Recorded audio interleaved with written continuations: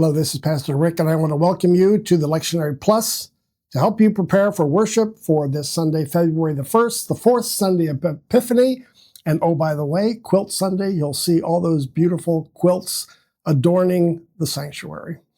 Our two texts for Sunday are Matthew 5, 1-12. That is the beginning of Jesus' Sermon on the Mount, one that we all know.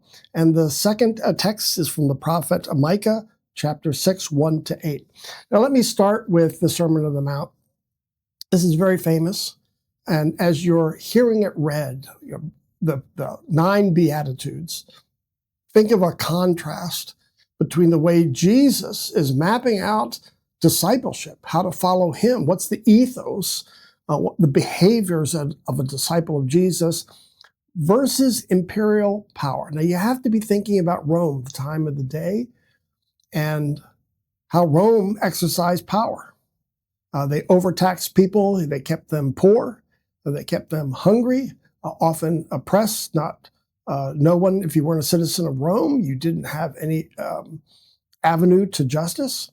And so all that's being spoken to here by Jesus. He's saying, blessed are you if you've suffered basically under this Roman regime. Blessed are you if you are poor. We know Rome has done that to you, but blessed are you. Blessed are you who have been oppressed by soldiers or by the justice system of Rome. Blessed are the meek. Blessed are the lowly. And then he ends up with some beatitudes on how we as disciples live differently than the power politics of a regime and a government.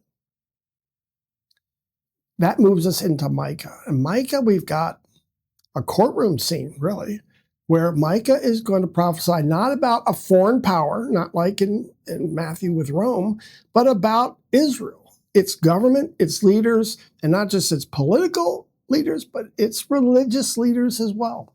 And they've not lived up to God's demands, to the covenant, obeying the commandments. They have idol worship now. They're not following the Sabbath practices, and Micah is saying God is upset, God is going to punish you.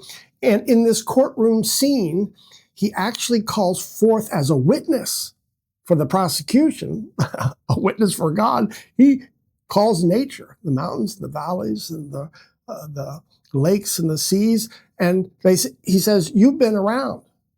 You've watched this people. In fact, because of their sin, because they're breaking the covenant with God, even you have suffered as well, and so we bring you to bear witness. It's quite unique.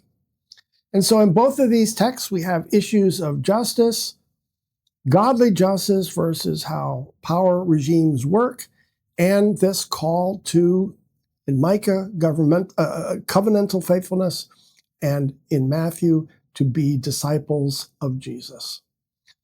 All right, there's a lot to work with there, so let's now move over to the preacher for this week, which will be me, and let's see some of the themes we might draw from these two wonderful texts.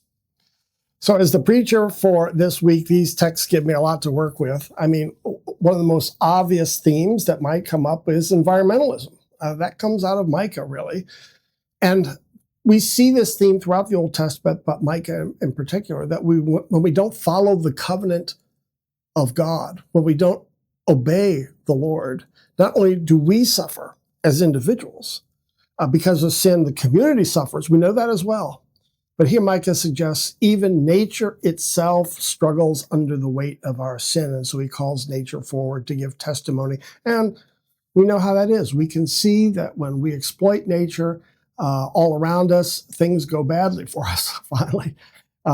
And so environmentalism might be appropriate for this Sunday. But also we've got so many hot spots in the world now where we can see the evidence that God's people are not following, and the world is not following Jesus' commands, his beatitudes, and the Sermon on the Mount. We see conflicts, Ukraine and Russia, both Orthodox Christian people, and obviously it's about power. It's about how to exercise one's power over another. Certainly not the Sermon on the Mount.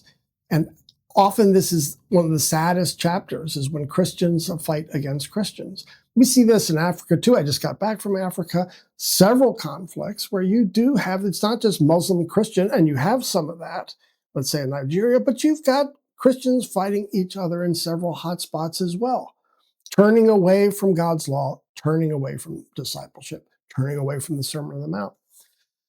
And of course, we have Minneapolis most recently here in the United States, where we see clashes and we wonder, okay, are we following the Sermon on the Mount? Obviously, we're not.